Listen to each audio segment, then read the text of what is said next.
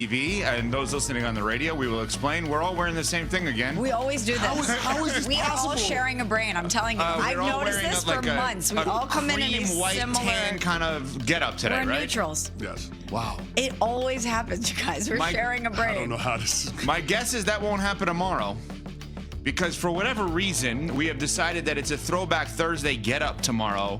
For you. For only one person, for no apparent reason. There is an apparent reason. What's the reason that I have to dress up like what? How would early 2000s? B-Rad. We just B-Rad. Oh, well, no, it's not B-Rad because that's the upside down backwards visor. So, and guys, we're not going full B-Rad. Okay. You revealed that you still have Affliction and/or Ed Hardy gear in your closet. Stashed, yeah. And as a punishment for that, we're making you wear it here on Unsportsmanlike. Well, you guys also added to it because there's going to be a look tomorrow, which, by the way, we have to talk about this from a TV perspective. I need the lower third Throwback Thursday. I can't have people just tuning in internally and then seeing me in a Von Dutch hat, Ed Hardy shirt, Puka Nakua neck. What is it called? Puka shell, choker necklace. And the Nakua necklace. And the thumb ring is on the way. It should be delivered today. You know, I told my wife this, and she's like, why are you doing this? And I said, I actually don't even know, like, what the reason is. I'm just like, I'm a clown is what it comes. I'm like, you programmed me. This is a big week for us. Tomorrow we have the Ed Hardy, Von Dutch, all that stuff. Yeah. And then coming up this weekend, the ECHC, the Evan Cohen Hibachi Cookout 2. The entire crew will be at my house for the Hibachi Cookout. My wife and I were having a debate last night. Did you guys last year? I said no, she said yes. See McSchnoot's grave. No. That's what I said. No.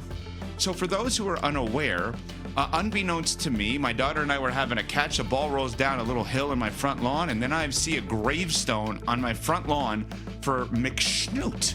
We still have no idea what McSchnoot is. We assume it's an animal.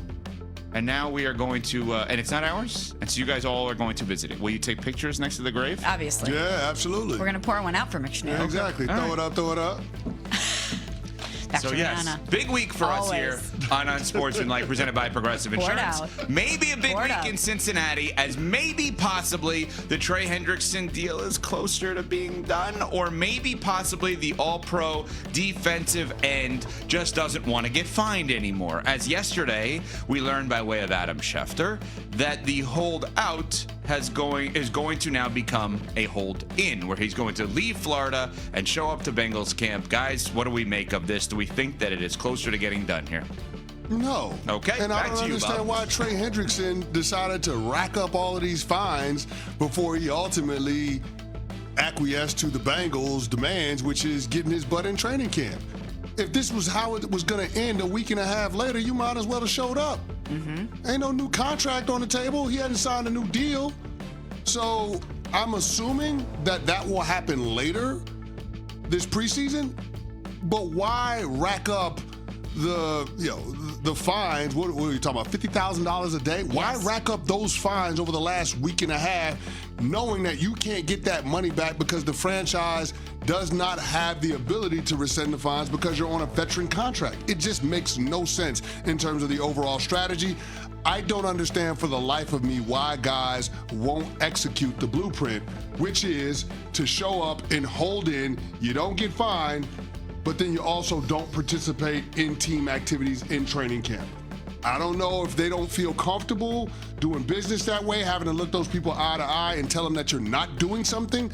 But that is the way of the world for the NFL right now. That is how you have to operate if you are on a veteran contract. You have to show up to training camp.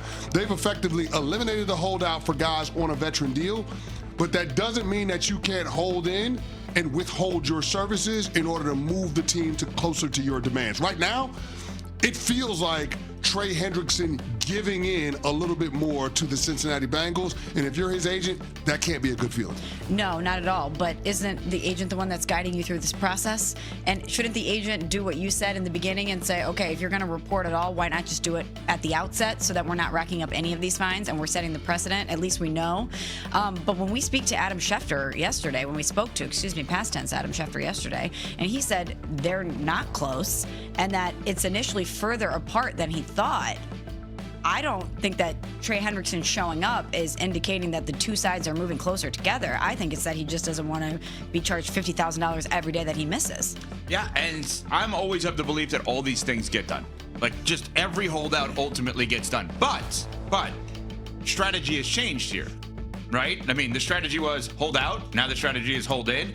I wouldn't put it past him if this doesn't work to hold out again, right? I mean, are you saying that there's no chance he goes back to Florida? Because I think there is. No, I don't think he's going back to Florida. I don't think that's going to happen. All right. No, that's not going to happen. Well, and listen, I can think of a lot better ways to spend $250,000. Yeah. Because that's what we're talking about. Yeah. Fines over $250,000. That's a lot of money. For the stunt that he pulled at the start of training camp, when you just saw a teammate in Jamar Chase hold in last year. Now, they framed it behind some obscure injury, but that's what everybody does these days. Terry McLaurin has an ankle injury. Which he may. Micah Parsons has a back injury. You know, I'm carrying the defense. My back hurts. Jalen Ramsey executed this perfectly to shoot his way out of Jacksonville years ago. 2019. Remember, he had a back injury, and he was like, oh, I'm not practicing. I can't play. There's no way that a team's doctors can refute that my back is hurting me. Don't matter how many opinions, how many MRIs, how many x-rays they do. They can't prove my back don't hurt. Yep. And guess what? Because I'm withholding services, because there is no value add to me being on the roster and I'm continuing to cash these checks, the team is ultimately going to move and do something that I want them to do, which is pay me or trade me. And that's exactly what happened to Jalen Ramsey. He got traded and paid.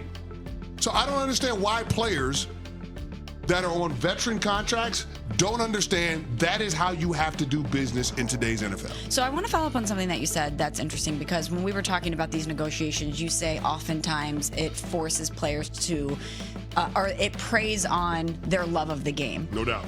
And you said it's maybe he didn't hold in initially. He was holding out because it's hard to look your peers eye to eye and not participate in the same way. So how does that influence how these things will ultimately go? Because if you're there and you love the game, you're with your guys, you're getting in that rhythm of the season, does that maybe give the Bengals a little bit more leverage, because he obviously is a great teammate and wants to be out there? Oh, it absolutely does, Smalls. And I said this last week, that teams weaponize that against players.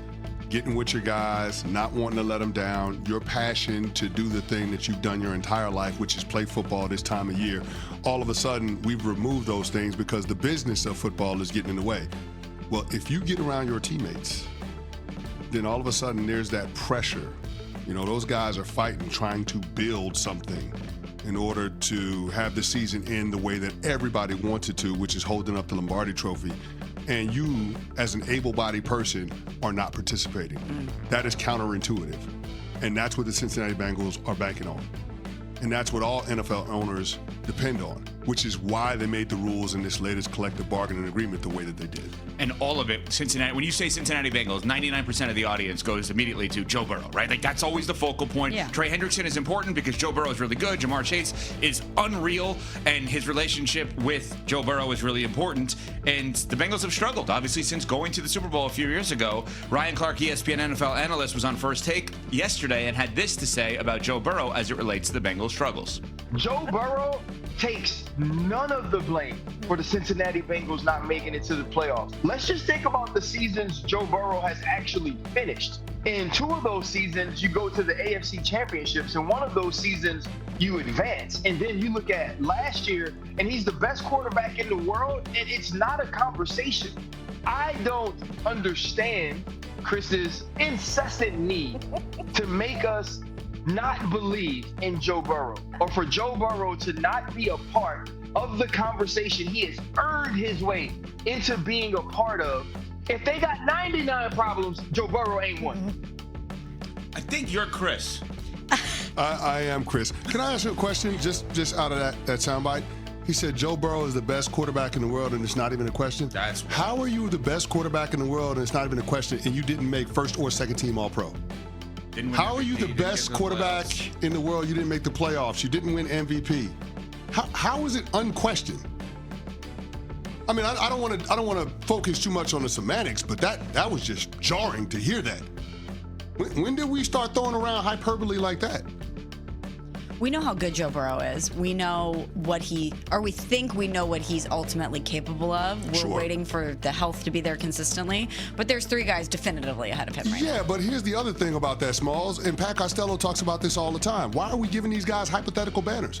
Joe Burrow ain't won a damn thing in this league. He ain't won a damn thing. No MVP. He ain't won a Super Bowl. What are we talking about? Well, because he beat Patrick Mahomes in the game 4 years ago, we're just going to assign to him a certain level of success, a certain level of cachet? I'm not going to do it. And furthermore, when it comes to being quote-unquote blameless in last season, the Cincinnati Bengals spend more on offense in terms of percentage of cap than any team in the NFL. You know what that means to me? You can't use defense or lack thereof as an excuse as to why you can't get where you want to go. You're supposed to be great. You're supposed to be able to prop up one of the worst defenses in the league because that's how the team is spending their resources. And guess